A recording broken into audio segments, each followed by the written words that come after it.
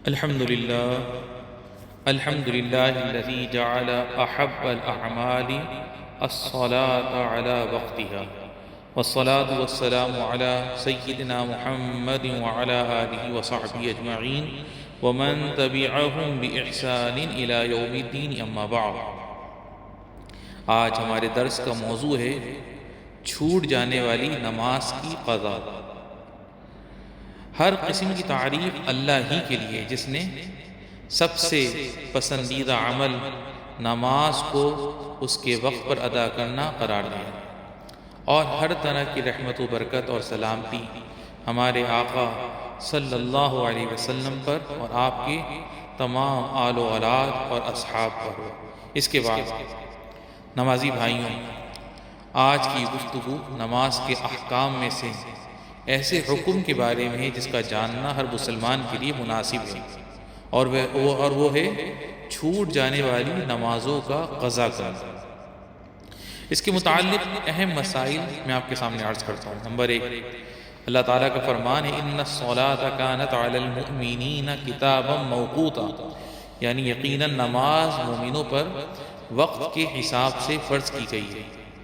ہر قدرت رکھنے والے مسلمان کے لیے نماز کو اس کے وقت پر ادا کرنا فرض ہے۔ نمبر 2، جب مومن کسی عذر یعنی سو جانے یا بھول جانے کی وجہ سے فرض نماز کو اس کے وقت سے مؤخر کر دے، یہاں تک کہ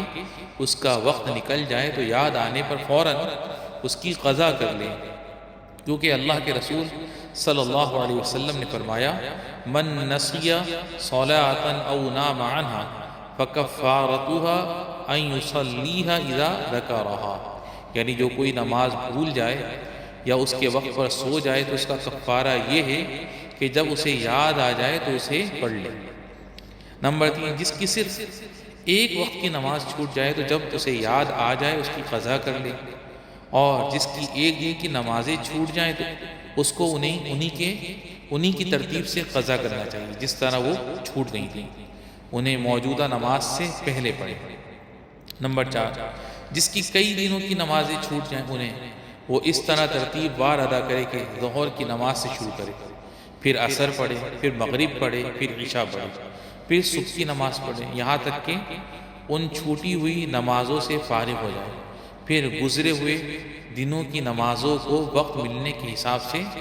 اسی ترتیب کے ساتھ قضا کر کے ادا کرے، یعنی اس کی قضا کرے۔ نمبر 5، جس کو اپنی چھوٹی ہوئی نمازوں کی تعداد معلوم نہ ہو، وہ اس وقت تک نمازیں پڑھتا رہے جب تک اس کو غالب گمان نہ ہو جائے کہ اس کی چھوٹی ہوئی نمازیں پوری ہو گئی۔ نمبر 6، ہر مومن کے لیے مناسب ہے کہ وہ نماز کو اس کے وقت پر پڑھنے کا خیال رکھے، اور چھوٹ جانے پر جب یاد آ جائے تو اسے قضا کر لینے کا حریص ہو۔ وہ اپنے بال بچوں کو بھی وقت پر نماز ادا کرنے کی اہمیت سمجھاتا اور سکھاتا رہے، اور انہیں قضا کرنے کے احکام بتاتا رہے۔ وآخر دعوانا ان الحمد للہ رب العالمین، وصلی اللہ وسلم علی سیدنا و نبینا محمد وعلی آلہ وصحبہ اجمعین۔